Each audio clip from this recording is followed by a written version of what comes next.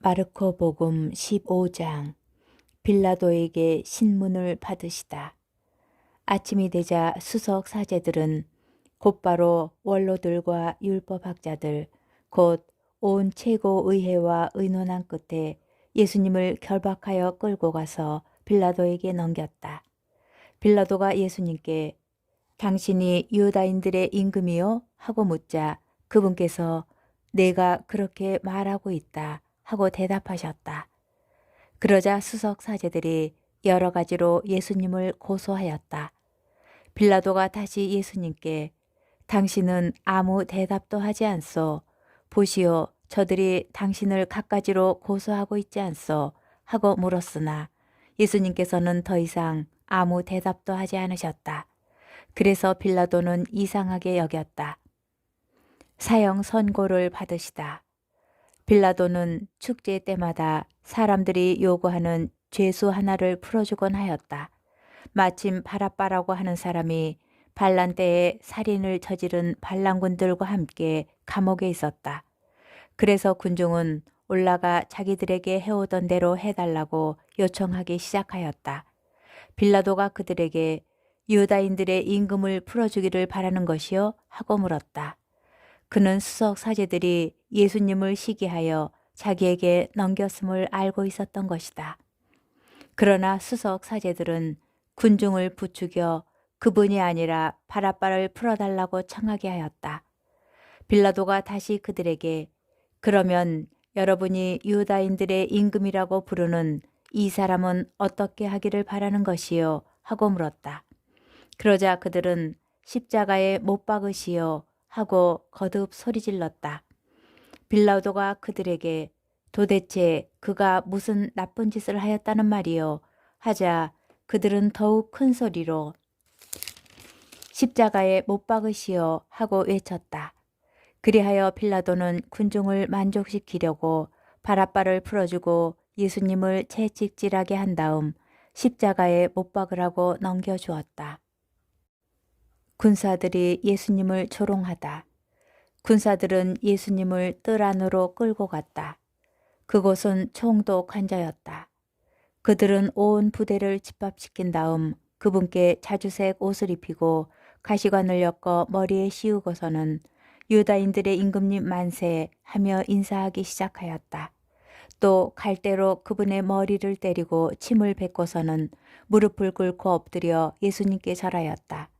그렇게 예수님을 조롱하고 나서 자주색 옷을 벗기고 그분의 겉옷을 입혔다.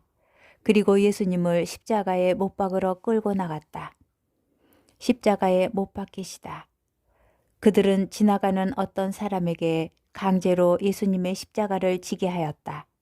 그는 키레네 사람 시몬으로서 알렉산드로스와 루포스의 아버지였는데 시골에서 올라오는 길이었다. 그들은 예수님을 골고타라는 곳으로 데리고 갔다. 이는 번역하면 해골터라는 뜻이다. 그들이 모략을 탄 포도주를 예수님께 건넸지만 그분께서는 받지 않으셨다. 그들은 예수님을 십자가에 못 박았다. 그러고 나서 그분의 겉옷을 나누어 가졌는데 누가 무엇을 차지할지 제비를 뽑아 결정하였다. 그들이 예수님을 십자가에 못 박은 때는 아침 9시였다. 그분의 죄명패에는 유다인들의 임금이라고 쓰여 있었다. 그들은 예수님과 함께 강도 둘을 십자가에 못 박았는데 하나는 오른쪽에 다른 하나는 왼쪽에 못 박았다. 지나가는 자들이 머리를 흔들며 그분을 이렇게 모독하였다. 저런 성전을 허물고 사흘 안에 다시 짓겠다더니 십자가에서 내려와 너 자신이나 구해보아라. 수석 사제들도 이런 식으로 율법 학자들과 함께 조롱하며 서로 말하였다. 다른 이들은 구원하였으면서 자신은 구원하지 못하는군. 우리가 보고 믿게 이스라엘의 임금 메시아는 지금 십자가에서 내려와 보시지. 예수님과 함께 십자가에 못 박힌 자들도 그분께 비아냥거렸다. 숨을 거두시다. 낮 12시가 되자 어둠이 온 땅에 덮여 오후 3시까지 계속되었다. 오후 3시에 예수님께서 큰 소리로 엘로이 엘로이 레마 사박타니 하고 부르짖으셨다.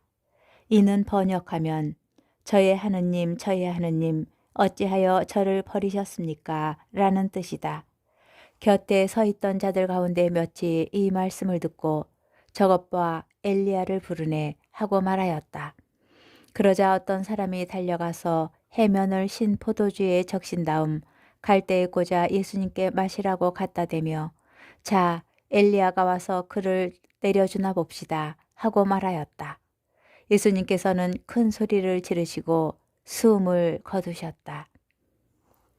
그때에 성전 휘장이 위에서 아래까지 2갈래로 찢어졌다. 그리고 예수님을 마주보고 서 있던 백인대장이 그분께서 그렇게 숨을 거두시는 것을 보고 참으로 이 사람은 하느님의 아드님이셨다 하고 말하였다. 여자들도 멀리서 지켜보고 있었는데 그들 가운데에는 마리아 막달레나, 작은 야고보와 요새의 어머니 마리아, 그리고 살로메가 있었다.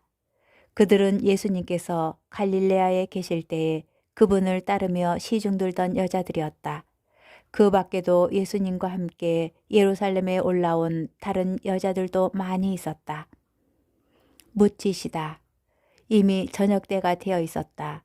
그날은 준비일 곧 안식일 전날이었으므로 아리마테아 출신 요셉이 빌라도에게 당당히 들어가 예수님의 시신을 내달라고 청하였다. 그는 명망 있는 의회의 의원으로서 하나님의 나라를 열심히 기다리던 사람이었다. 빌라도는 예수님께서 벌써 돌아가셨을까 의아하게 생각하여 백인대장을 불러 예수님께서 돌아가신 지 오래되었느냐고 물었다. 빌라도는 백인대장에게 알아보고 나서 요셉에게 시신을 내주었다. 요셉은 아마포를 사가지고 와서 그분의 시신을 내려 아마포로 싼 다음 바위를 깎아 만든 무덤에 모시고 무덤 입구에 돌을 굴려 막아 놓았다. 마리아 막달레나와 요새의 어머니 마리아는 그분을 어디에 모시는지 지켜보고 있었다. 마르코 복음 16장 부활하시다. 안식일이 지나자 마리아 막달레나와 야고보의 어머니 마리아와 살로메는 무덤에 가서 예수님께 발라드리려고 향료를 샀다.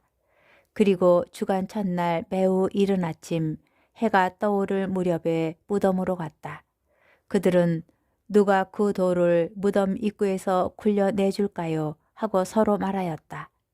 그러고는 눈을 들어 바라보니 그 돌이 이미 굴려져 있었다. 그것은 매우 큰 돌이었다. 그들이 무덤에 들어가 보니 웬 젊은이가 하얗고 긴 겉옷을 입고 오른쪽에 앉아 있었다. 그들은 깜짝 놀랐다. 젊은이가 그들에게 말하였다. 놀라지 마라. 너희가 십자가에 못 박히신 나자렛 사람 예수님을 찾고 있지만 그분께서는 되살아나셨다. 그래서 여기에 계시지 않는다. 보아라, 여기가 그분을 모셨던 곳이다. 그러니 가서 제자들과 베드로에게 이렇게 일러라. 예수님께서는 전에 여러분에게 말씀하신 대로 여러분보다 먼저 갈릴레아로 가실 터이니 여러분은 그분을 거기에서 뵙게 될 것입니다. 그들은 무덤에서 나와 달아났다. 덜덜 떨면서 겁에 질렸던 것이다. 그들은 두려워서 아무에게도 말을 하지 않았다. 마리아 막달레나에게 나타나시다.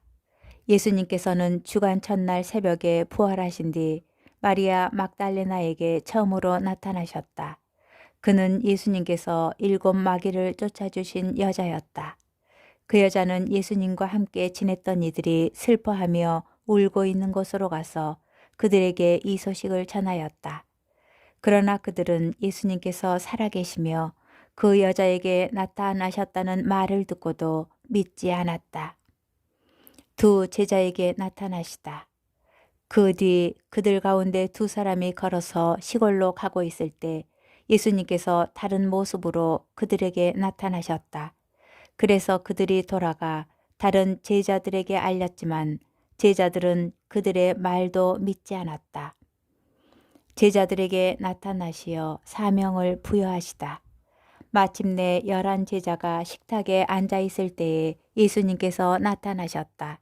그리고 그들의 불신과 완고한 마음을 꾸짖으셨다. 되살아난 당신을 본 이들의 말을 그들이 믿지 않았기 때문이다. 예수님께서는 이어서 그들에게 이르셨다. 너희는 온 세상에 가서 모든 피조물에게 복음을 선포하여라. 믿고 세례를 받는 이는 구원을 받고 믿지 않는 자는 단죄를 받을 것이다. 믿는 이들에게는 이러한 표징들이 따를 것이다. 곧 내 이름으로 마귀들을 쫓아내고 새로운 언어들을 말하며 손으로 뱀을 집어들고 독을 마셔도 아무런 해도 입지 않으며 또 병자들에게 손을 얹으면 병이 나을 것이다. 승천하시다. 주 예수님께서는 제자들에게 말씀하신 다음 승천하시어 하느님 오른쪽에 앉으셨다. 제자들은 떠나가서 곳곳에 복음을 선포하셨다. 주님께서는 그들과 함께 일하시면서 표징들이 뒤따르게 하시어 그들이 전하는 말씀을 확증해 주셨다. 마르코 복음서의 짧은 끝맺음.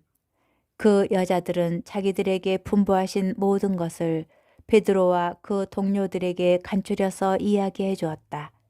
그 뒤에 예수님께서도 친히 그들을 통하여 동쪽에서 서쪽에 이르기까지 영원한 구원을 선포하는 거룩한 불멸의 말씀이 두루 퍼져 나가게 하셨다. 아멘.